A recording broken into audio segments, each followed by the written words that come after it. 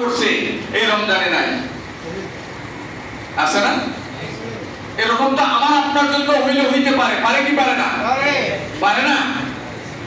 আরে আপনার জন্য আমার জন্য আমার পুরে কোন দোকানে কাপড়ের কাপড় এসে পয়সা রয়েছে আমি জানি? কথা কয় না? কোন দোকানে আপনার জন্য আমার জন্য কাপড়ের কাপড় রেডি হইয়া দোকানদার বেলায় কিনা এটা তাকের ভিতরে ঝুলায় রাখছে, সাজায় রাখছে, আমি কি জানি নাকি? তাহলে এটা তো চিন্তা করতে হবে যে আমার জন্য কোন জায়গার কোন দোকানের কাপড় রেডি হয়ে রয়েছে। আরে মূর্খ মানুষ, রমজানুল মুবারক কোনভাবে যদি একটু ইবাদত করে আল্লাহর নৈকট্য লাভ করা যায় তাহলে ওই ব্যক্তি জান্নাত নিয়ে মরবে। রমজানুল মুবারকে জাহান্নামের দরজাগুলি বন্ধ হয়ে গেছে আর জান্নাতের সমস্ত দরজাগুলি খুলে দেওয়া হয়েছে। আল্লাহ তাআলা বলে রমজানে যদি আমার কোনো বান্দা মারা যায় তাহলে সমস্ত জাহান্নামের দরজা তার জন্য কিয়ামত পর্যন্ত বন্ধ থাকবে। সুবহানাল্লাহ। বন্ধ হইছে তো হইছে, যেহেতু সে রোজার মধ্যে ইন্তেকাল করছে, মারা গেছে, তার জন্য জাহান্নামে আর ঢুকাবি না, তাকে জান্নাতেই রাখবি। একবার চিন্তা করেছেন কোন বাস, কোন ঝাড়ের বাস আপনার জন্য হামার করে পাইকাররা আইনা রাখছে? এই জন্য রমজান পাইলে সময়কে মূল্যায়ন করতে হবে। সময়কে কি করতে হবে? মূল্যায়ন করতে হবে। রাসূলের এক সাহাবী গ্রাম থেকে আসে, বছরে এক দুইবার নবীজির কাছে আসে, আসার পরে এবারও আসছে। নবীজির রোজার ফজিলত নবীজির মুখ থেকে শুনছে যে জান্নাতের দরজাগুলি খুলে দেওয়া হয়, জাহান্নামের দরজাগুলি বন্ধ করে দেওয়া হয়, মারা গেলে তার জন্য কবরের আযাব বন্ধ করে দেওয়া হয়। রমজানের প্রতিটা মুহূর্তে মুহূর্তে মুক্তা ধরা দামি সময়, মুক্তার মতন টোকায় টোকায় যে নিতে পারবে সে পকেট ভরবে, ঘর ভরবে, গোলা ভরবে, তার ঘরে ভরে সে নেকি অর্জন করতে পারবে। কোন কমতি নাই, একে 70, একে 70, একে 100। সুবহানাল্লাহ। এই কথা শুনে ওই সাহাবী এক বছর, টানা এক বছর নিষিদ্ধ দিন বাদে পুরা রোজা রাখছে। পরের বছর আবার গেছে নবীজির কাছে, যায় দেখছে নবীজির কাছে যায় বসছে। এখন ওই লোকের, ওই সাহাবীর চেহারা ভেঙে গেছে, চামড়া শুকায় গেছে, চেহারা আগের মতো নাই। নবীজি তার কাছে গেছে, যায় বলছে কি রে তোমার স্বাস্থ্য এরকম হয়ে গেছে, অসুস্থ হয়ে গেল নাকি, অসুবিধা কি? এখন সাহাবী বলতেছে ইয়া রাসূলুল্লাহ আমি ঠিক আছি, আমি কোনো অসুস্থ না, আমার শরীর সুস্থ আছে। তাহলে এরকম হয়েছে কেন? কয় আমি ইয়া রাসূলুল্লাহ ওই যে গেল বছর আপনি রোজার ফজিলত বলছিলেন, আজকে তো আর সময় পাই নাই, এক বছর পরে এখন আসছি, আমি ওই থেকে শুরু কইরা এই পর্যন্ত পুরা বছরে একটা দিনও নিষিদ্ধ দিন ছাড়া আমি রোজা খুলি নাই, রোজা ভাঙি নাই, পুরা বছর রোজা রাখছি। নবীজি বলছে হায় হায় করছো কি তুমি, এটা কি করলা তুমি, পুরা বছর রোজা রাখছো কেন? পুরা বছর রোজা রাখার দরকার কি? তুমি রোজা রাখবা বেশি বেশি রোজা রাখবা মাসে 3 দিন, আইয়ামে 20, তুমি 3 দিন রোজা রাখবা। আর 3 দিন যদি রোজা রাখো তাহলে তোমাকে, তুমি তো আমার উম্মত, আমার সাহাবী, আমার সাথী, একদিন রোজা রাখলে তোমাকে 10 দিন রোজা রাখার সওয়াব আল্লাহ দিবে। তাহলে আইয়ামে 20 3 দিন যদি রোজা রাখো তাহলে তুমি পুরা মাস, এক মাস রোজা রাখার সওয়াব পাবে। 3 দিন করে রোজা রাখবা, 11 মাস তুমি 3 দিন করে রোজা রাখবা, তাহলে তোমার পুরা 11 মাস রোজা রাখার সওয়াব তোমার হয়ে যাবে। এখন সাহাবী বলতেছে ইয়া রাসূলুল্লাহ না, হবে না, এটা আমার দ্বারা চলবে না, কারণ আমি রোজা রাখা এমন মজা পাইছি, এমন মজা পাইছি, কোনোভাবেই আমি এই রোজা ছাড়তে পারবো না, এই রোজা আমার দ্বারা ছাড়া সম্ভব না। রাসূলুল্লাহ সাল্লাল্লাহু আলাইহি ওয়াসাল্লাম বলছেন তাহলে এক কাজ করো, তুমি সওমে দাউদি পালন করো, সওমে দাউদি পালন করো, অর্থাৎ একদিন রোজা রাখবা আর একদিন ইফতার করবা, একদিন রোজা রাখবা আর একদিন রোজা ছেড়ে দিবা, একদিন রাখবা আর একদিন ছেড়ে দিবা, তাহলে বছরে 6 মাস তোমার রোজা রাখা হবে। সাহাবী বলতেছে ইয়া রাসূলুল্লাহ ইয়া হাবিবাল্লাহ আরো একটু বাড়ায় দেন, এত কম বললে আমার তৃপ্তি হবে না, আমার আত্মার শান্তি হবে না। সুবহানাল্লাহ। 4 দিন পরে করেন সুবহানাল্লাহ। কারণ রোজা তো কেউ রাখেন না ঠিক মতো, রাখলেও মিথ্যা কথার অভাব নাই, রাখলেও চগলখুরির অভাব নাই, রাখলেও ব্যবসার ভিতরে ভেজালের অভাব নাই। সুবহানাল্লাহ মুখটা বেরোয় নাকি? এই যে অবস্থা সাহাবী, আমাকে আর একটু বাড়ায় দেন, এত কম করলে হবে না, বছরে 6 মাস রোজা করলে আমার আত্মার শান্তি হবে না। আর আমরা 1 মাস রোজা রাখবো, তার ভিতর যত ধরনের বাহানা আর যত ধরনের কারচুপি আর যত ধরনের সুযোগ খোঁজা, এটা কি জবাব দিব আমরা? আমাদের জবাব আছে কি? আল্লাহ তাআলা আমাদেরকে হেদায়েত দান করুক, সকলে বলি আমিন। পবিত্র মাহে রমজান, রমজানুল মুবারক, হযরত ওমর ফারুক রাদিয়াল্লাহু তাআলা থেকে এক হাদিস বর্ণনা আছে। তিনি বলেন, রমজানুল মুবারকে যদি কেউ একটু রাতে উঠে ইবাদত করে, তাহলে রাতে উঠে ইবাদত করলে জমিনবাসী সহ সব কিছু তার জন্য দোয়া করতে, সব কিছু দোয়া করে। আপনি বিছনায় নাড়াচাড়া করতেছেন, ফেরেশতা এসে আপনাকে আদর করে বলে যে ওঠো, উঠা তুমি নামাজ পড়ো। তখন সে ওই ব্যক্তি ওঠে, ওঠার পরে সে যে বিছনায় ঘুমানো ছিল ওই বিছনা তার জন্য দোয়া করে, আল্লাহ আমাকে ত্যাগ করছে তোমার এই বান্দা, জান্নাতের ভিতরে এর চাইতে উত্তম বিছনা তাকে দান করে দাও। সুবহানাল্লাহ। ওই ব্যক্তি উঠা তারপর যে জুতা পায়ে দেয়, জুতা তার জন্য দোয়া করে, আল্লাহ এই ব্যক্তি জুতা পায়ে দিয়া মসজিদে রওনা দিছে, তুমি কিয়ামতের ময়দানে পুলসিরাত পর্যন্ত তার রাস্তাটাকে সুগম করে দিও। সুবহানাল্লাহ। এরকম ভাবে জামা গায়ে যায়, জামা তার জন্য দোয়া করতে থাকে, আল্লাহ কিয়ামতের ময়দানে তাকে এমন এক পোশাক তাকে দান করো, জান্নাতি পোশাক দান করো, যে পোশাক সমস্ত জান্নাতের ভিতরে যেন দামি হয়ে যায়। এরকম ভাবে প্রত্যেকটা জিনিস ওযু করবে, ওযুর বর্তন তার জন্য দোয়া করবে, হে আল্লাহ কিয়ামতের ময়দানে এই ব্যক্তি, আমি তো একটা মাত্র মাটির পাত্র, একটা সিলভারের পাত্র, কিয়ামতের ময়দানে তাকে এমন একটা পাত্র দান করবা যেই পাত্র দিয়ে সে যেন হাউজে কাউসারের পানি পান করতে পারে। সুবহানাল্লাহ। সমস্ত কিছু তার জন্য দোয়া করতে থাকে। ঘরের ভিতরে নামাজে দাঁড়াবে, ওই ঘর তার জন্য দোয়া করে, আল্লাহ এই ব্যক্তি যদি যখন মারা যাবে, এই ঘরটা যেরকম ভাবে অন্ধকার রয়েছে, কবরের ভিতরে রাখলে কবর অন্ধকার থাকবে, তুমি আমি ঘর হয়ে তার জন্য দোয়া করতেছি, কবরটাও তো সংকীর্ণ না রেখে অনেক বড় করে বিস্তার লাভ করে সেখানে আলোর ব্যবস্থা করে দিও।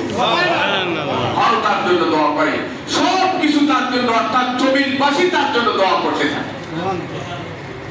বুঝে থাকলে বলুন, রমজানুল মুবারক ছেড়ে দেওয়ার সময়, রাত্র বলেন, দিন বলেন, আর আসর বলেন আর জোহর বলেন, ছেড়ে দেওয়ার সময় যদি ঠিকঠাক মতো পালন করতে পারেন, রমজানের হক যদি আদায় করতে পারেন, যদি নাফরমানি গুনাহ ছেড়ে দিতে পারেন, আল্লাহ তাআলা এই রমজানের উসিলায় এর প্রতিদান আল্লাহ নিজ হাতে দান করবে। সুবহানাল্লাহ।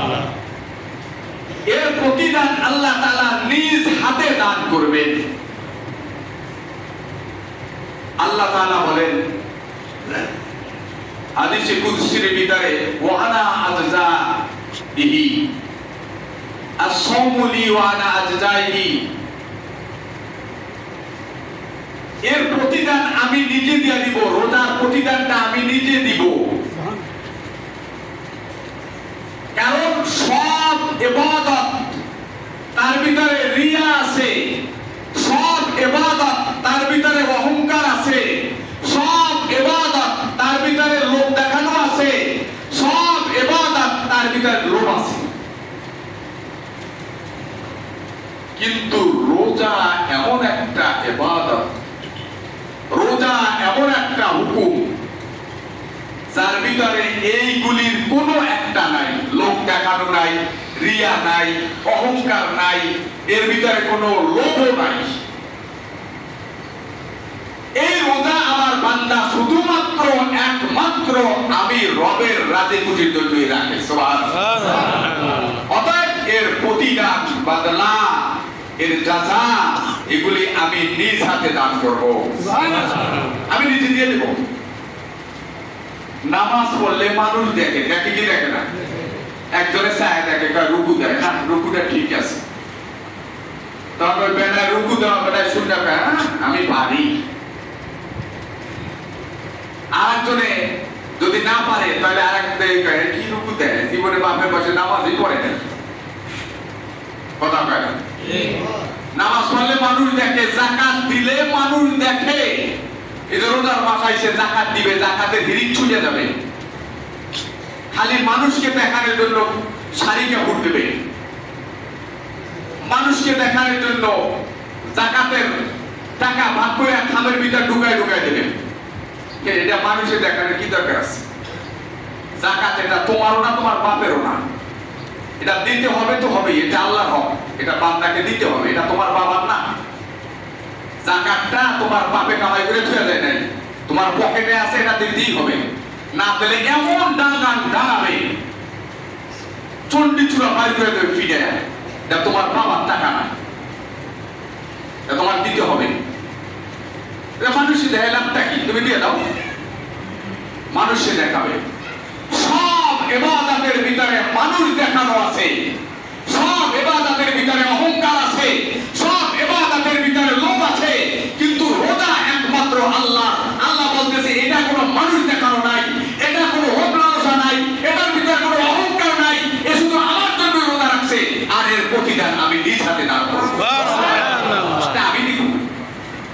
কিয়ামতের ময়দানে রোজাদার ব্যক্তিরা এমন ভাবে উড়বে, ডানা দিয়ে দিবে, ডানা দান করবে, ডানা পাখা দিবে, তারা উঠবে, উড়বে, উঠা উঠতে উঠতে উঠতে উঠতে উঠতে উঠতে জান্নাতের উপর, জান্নাতের ওয়ালের কাছে যাবে। জান্নাতের ওয়ালের কাছে গিয়ে তারা উড়বে, জান্নাতের ভিতর ঢুকবে। এখন জান্নাতের দারোয়াজে আছে গেটম্যান, গেট পাস লাগবে না, নাহলে ঢুকবে কিভাবে? এখন তারা ওয়ালের উপরটা যাইতেছে, এখন গেটওয়ালা বলতেছে এই তোমরা কারা, কই যাও, দাঁড়াও, ব্রেক মারো, কই যাও, ওদিকে দাঁড়াও না, থামো। তখন তারা উঠতে থাকবে, রোজাদার ব্যক্তিরা উপরে উঠতে থাকবে। তোমরা যাও, কিভাবে যাইতেছো? পুলসিরাত দেখছো? পুলসিরাতে হিসাব নিকাশ হয়েছে না? হয় নাই তো। পুলসিরাত তো পার হয়ে আসলাম, কিছু তো লাগে নাই তো। তাই মিজানে গেছিলা, দাড়ি পাল্লা ওখানে ওজন টোজন দিছো, নেকামল ওজন দিছো, তাই না? কিছু লাগে নাই তো। তাই ওখানে যাও কেন তুমি? কিছু এইগুলি কিছু করো নাই, ওদিকে যাও কেন তোমরা? থামো, ব্রেক মারো। রোজাদার ব্যক্তিরা বলবে না, ব্রেক মারার সুযোগ নাই। আল্লাহ তাআলা ওয়ানা আজদা বিহি আমাদেরকে এমন শক্তি দান করেছেন যে আমরা বিনা এইগুলির পারমিশন লাগবে না, বিনা পারমিশনে জান্নাতের ভিতরে আমরা ঢুকে যাব। সুবহানাল্লাহ। এটার বদলা হলো এখানে, এখানে যাবেন না তো। রোজার মধ্যে যত আকাম আছে রোজার মধ্যেও করবেন। কেমনে পাওয়া যাবে? রোজাদার ব্যক্তিরা রায়হান নামক জান্নাতে প্রবেশ করবে। আর এই জান্নাতে, সমস্ত জান্নাতের ভিতরে আলাদা একটা শক্তি রয়েছে। সেই শক্তি হলো যে যারাই প্রবেশ করবে তারা ওইখান থেকে ঢোকার সময় একটা পেয়ালা থাকবে, যে পেয়ালার থেকে এমন একটা শরবত পান করবে, এমন একটা শরাব পান করবে, যেই শরাব এমন শরবত পান করবে, সেই শরবত পান করার সঙ্গে সঙ্গে তার ভিতরে এমন একটা মৌনত্ব শক্তি আল্লাহ তাআলা দান করবেন যে সে এক 18 বছরের যুবকে পরিণত হয়ে জান্নাতের ভিতরে ঢুকবে, জিন্দেগিতে কোনোদিন আর বৃদ্ধ হবে না। রায়ান নামক জান্নাত থেকে তারা ঢুকবে, এই পথ থেকে, এই গেট থেকে তারা এই শরবত পান করবে। তাদের রোজা থাকার যে তৃপ্তি ছিল, তৃষ্ণা ছিল, পানির পিপাসা ছিল, সব বুঝে সেখানে তৃপ্তবান হয়ে যাবে। বুঝে থাকলে বলুন। যারা পর্দা লাগাইয়া খায়,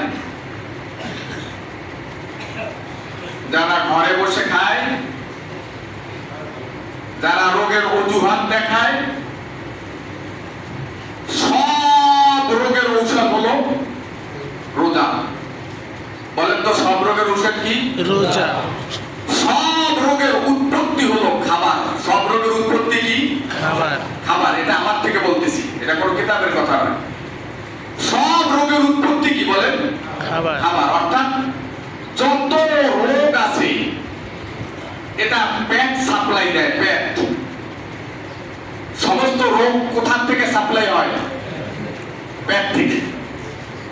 আপনার গ্যাস্ট্রিক বলেন, হার্ট বলেন, কিডনি বলেন, তারপরে ব্রেন ক্যান্সার বলেন, ব্রেন স্ট্রোক বলেন, সব কিছু আপনার পেট থেকে সাপ্লাই হয়।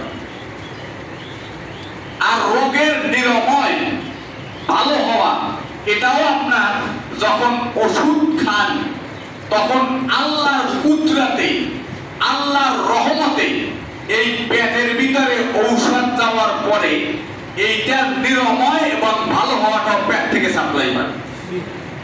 আমার কথা বুঝে আসছে কি আসে নাই? আপনার সমস্যা মাথায়, মাথা ব্যথা, এখন ঔষধ তো ভাই আপনি মাথায় লাগাবেন অথবা চামড়া কতটুকু কাইটা মাথার ভিতরে ঢুকাই দেবেন, তাহলে মাথা ভালো হয়ে যাবে। সমস্যা পায়ের তলায়, এখন ওষুধ পায়ের তলায় না লাগাইয়া ঢুকাইছেন আপনি পেটে, সমস্যা মাথায় ঢুকাইছেন পেটে, তাহলে ওষুধ রোগ ভালো হবে কেমনে? এটা কি কোনো কথা হইল নাকি? রোগ ভালো হবে কেমনে? সমস্যা মাথায় পায়ের তলায়, তাহলে রোগ ভালো হবে কেমনে? ওষুধ তো গেছে পেটে। তাহলে ওষুধের কোনো ক্ষমতা আছে রোগ ভালো করার? ভালো করে বুঝেন, ভালো করে বুঝেন।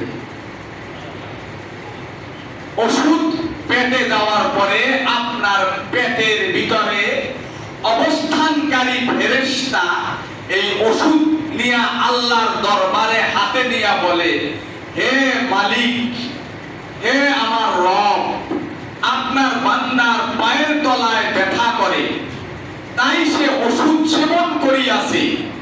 এখন বলেন আমি ওষুধ পেয়েছি, আমি কি এই ওষুধ অনুযায়ী সেখানে কাজ করব কি করব না? সুবহানাল্লাহ। তার মাথার তালুর ভিতরে ব্যথা করে, আমি কি এই ওষুধ সেই অনুযায়ী কাজে লাগাই দিব কি দিব না? যদি আল্লাহ অর্ডার করে লাগাই দাও, তাহলে সে লাগাই দেয়, ভালো হয়ে যায়। যদি আল্লাহ অর্ডার করে খবরদার ও সময় শেষ, দিস না, চুপ করে থাক, তাহলে শেষ। কথা কয় না? আরে ডাক্তার সরওয়ার্দী, ঢাকা মেডিকেল, তারপরে ইবনে সিনা, আল-রাফা, ব্যাংক, হাসপাতাল যত আছে সব শেষ করে ফেলাইছে, কোনো ওষুধে কাজ হয় না, কোনো ওষুধে ধরে না। ঠিক না বেটি? আগে ওষুধ তো ধরবে, ওখান থেকে আল্লাহর হুকুম লাগবে। কি লাগবে? আল্লাহ হুকুম। এই জন্য সমস্ত রোগের উৎপত্তি হলো কোথায়? পেট। আর রোজা হলো সমস্ত রোগের ঔষধ। যারা রোগের অজুহাত দিয়া রোজা থাকে না, এ আরা কত বাগা, আরা কত বাগা। আব্দুল্লাহ ইবনে মাসউদের এক বর্ণনা আছে, আল্লাহ বাঁচাইলে আগামী জুমায় বলবো, সময় নেই। যতটুকু বললাম এর উপরে আল্লাহ তাআলা আমল করার তৌফিক দান করুক, সকলে বলি আমিন। আজকে অপ্রাসঙ্গিক কথা আছে, কবরস্থানের বিষয় নিয়ে আমাকে বলতে বলা হয়েছে। কবরস্থানের কথা আমি যে আপনাদেরকে বলি বারবার, প্রতি জুমায় বলে থাকি, এই বলাটাকে আপনারা মূল্যায়ন করেন না। কবরস্থানে নিজের জায়গাটা খরিদ করবেন, নিজে শুইবেন, নিজে থাকবেন, 2000 বছর, 3000 বছর, 1000 বছর থাকবেন, বছরের পর বছর সেখানে থাকবেন। কবর এমন একটা জায়গা যেখানে থাকা হবে, কতদিন পর্যন্ত থাকা হবে কোনো ব্যক্তি জানে না, বলতেও পারে না। যে মরছে সেও জানে না। দুনিয়ার মধ্যে কবর জগতের 2-4-5 মিনিট বসবাস করার জন্য 2-1 ঘন্টা, 2.5 ঘন্টা, 3 ঘন্টা বসবাস করার জন্য দুনিয়ায় 2 তলা, 3 তলা, 4 তলা, 10 তলা বিল্ডিং করা হয়, বাড়ির পরে বাড়ি করা হয়, ঘরের পরে ঘর করা হয়।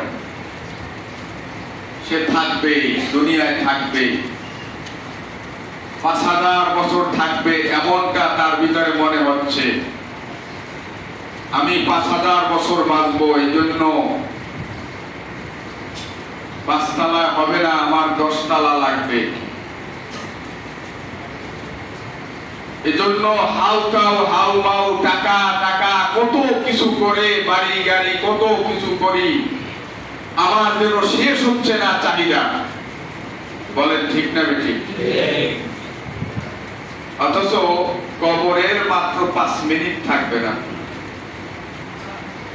অথচ কবরের মাত্র 1.5 ঘন্টা আপনি থাকবেন দুনিয়ায়। 1.5 ঘন্টা বুঝে থাকলে বলুন। কবর জগতের 1.5 ঘন্টা থাকার জন্য আপনি কয়েকতলা বাড়ি করলেন, কয়েকটা বাড়ি করলেন। এখানে এই 1.5 ঘন্টার পরে কি আর আপনি চিল্লাইলেও থাকতে পারবেন? এই মসজিদের সবাইও যদি চিল্লাই যে আপনারা যাইতে দেওয়া হবে না, রাখবো, আপনার রাখা সম্ভব হবে? অথচ ওই যেইখানের কথা আমি বলতেছি, ওই জায়গায় আপনি থাকবেন 1000 বছর। দুনিয়ার 1000 বছর সেখানে থাকবেন। একটা মিথ্যা ছলনা এবং মিথ্যা প্রবঞ্চনায় পড়ে, শয়তানের আগ্রায় পড়ে আপনাকে এমন ভাবে গ্রাস করছে যে নিজে শুইবেন, নিজে থাকবেন। এই জায়গার জন্য 10,000 টাকা, 20,000 টাকা আপনি পকেটটা বের করবেন, কোনোভাবেই আপনি বের করতেছেন না। শয়তান আপনাকে এমন ভাবে চড়াও হইছে আপনার উপরে, আপনার বের হইতেছে না পকেটটা। এই কথাগুলি আপনাকে আমি বারবার বলতেছি, প্রতি জুমায় বলতেছি, কোনো গ্রাহ্যই করেন না। এখন এক হুলিয়া চালু হয়ে গেছে, একটা হুলিয়া চালু জারি হয়ে গেছে। আগেরকার দিনের মানুষ 1000 বছর বাঁচত, 500-700 বছর বাঁচত, 1400-1500 বছর বাঁচত। তারপরে তো মানুষ এরকম দালান করে নাই, বিল্ডিং করে না। তারা পাহাড়ের গুহায় গুহায় গিয়ে থাকতো। কথা পায় না। মুসা নবীর জামানায় একজন বলছিল যে তারা শেষ জামানায় মানুষ 50 বছর বাঁচবে, 40 বছর বাঁচবে। তখনও প্রশ্ন করছিল যে তারা কি আমাদের মতন পাহাড়ের গুহায় এরকম ঘর বাঁধবে? তারা কি ঘর এই ঘর বাঁধতে থাকবে? কারণ 50 বছর 60 বছর বাঁচলে তো ঘর বাঁধার দরকার নাই, যে কোনো গাছের গোড়ায় থাকা যায়। ওনার ধারণা আর কি, একটা গাছের নিচেই তো থাকা যায়। তাহলে আমাদের মতন পাহাড়ের গুহায় কি এরকম থাকার ব্যবস্থা করবে? তখন মুসা নবী বলছিল যে আরে তোমরা জানো না, ওই জায়গার ওই উম্মত গুলা এত হতভাগা হবে, এত নাখান্দা হবে, এত মূর্খ থাকবে যে তারা শুধু এই 40 বছর 50 বছরের জন্য বিল্ডিং এর পর বিল্ডিং করবে, বিল্ডিং এর পর বিল্ডিং করবে, বিল্ডিং এর পর বিল্ডিং করবে। তখন তারা ওই লোক আশ্চর্য হয়ে গেছে, কয় কি? কারণ তারা 1000 বছর বাঁচে পাহাড়ের চিপায় বৈশা, আর আমরা 50 বছর বাঁচবো তাও বিল্ডিং এর পর বিল্ডিং। তাহলে আমাদের মতো হতভাগা কি আছে? এই জন্য আমাদের মরার পরের স্থানের কথা একটু স্মরণ করতে হবে। থাকা তো যাবে না দুনিয়ায়, যেহেতু থাকা যাবে না, মরার কথা চিন্তা করে কবরের জায়গাটা খরিদ করতে হবে। এই কবরের জায়গা খরিদ করার জন্য যারা টাকা দিয়েছেন তারাও টাকা দিবেন, আবার যে টাকা বাকি আছে, যে টাকা বাকি আছে তারা বাকি টাকা দিয়ে দিবেন। আর যারা টাকা মোটেও দেন নাই, আজকে টাকা করতে আনবেন, কিভাবে আনবেন এটা জানার দরকার নাই। আজকেই টাকা জোগাড় করে আসরের আগে টাকা পৌঁছে দিবেন। রাজি আছেন তো ইনশাআল্লাহ? কথা হয় না? রাজি আছেন? যারা স্থানীয় তারা রাজি আছেন তো? বাইরের ভাড়া থাকে তার হেরা কথা কান কেত আপনাকে মরলে এনে মারি দিতে দেয়, আপনারা কথা কান কি লেখা?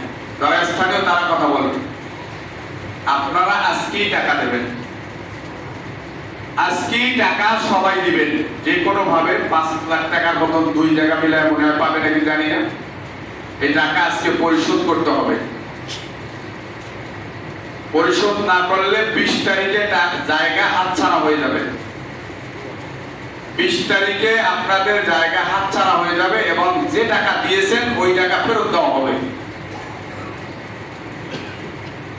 ভালো করে শুনেন, এটা মসজিদে আমি একজন ইমাম, ধর্মীয় নেতা হিসাবে বলতেছি। এই জায়গায় কথা বলার সাহস মসজিদ কমিটির কারো নাই। এটা আমার চেম্বার, আমারই কথা বলতে হবে, তাই আমি বলতেছি।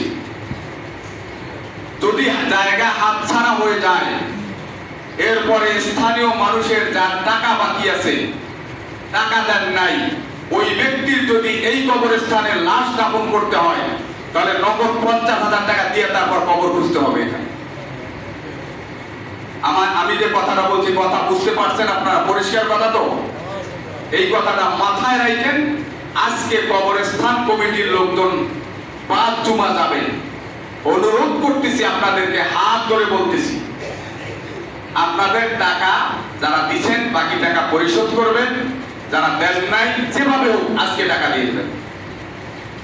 তা না হলে জায়গায় মাটি ফেলানো হয়েছে, জায়গাওয়ালা আমাকে বলেছে জায়গার মাটি সরাই দিতে বলছে। অতএব আগামী জুমায় এই কবরস্থান নিয়ে কোনো আলোচনা হবে না। কবরস্থান কমিটি আপনারা সক্রিয় ভূমিকা পালন করবেন।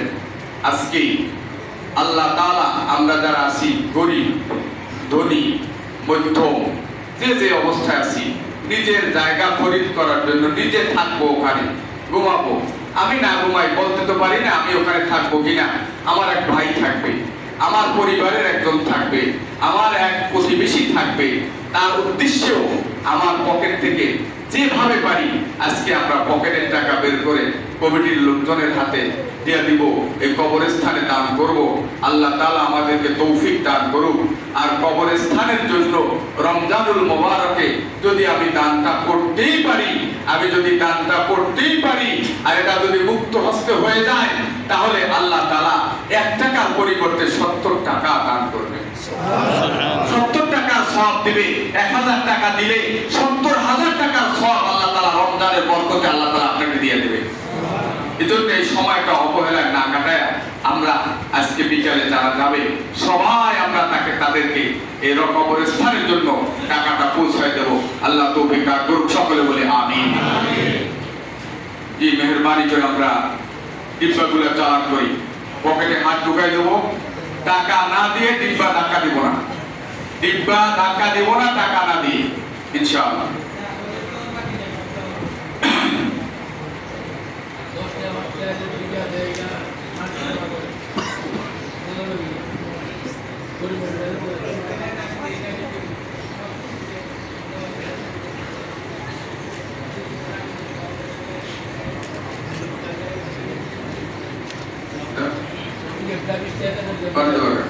দোয়া করতে আমার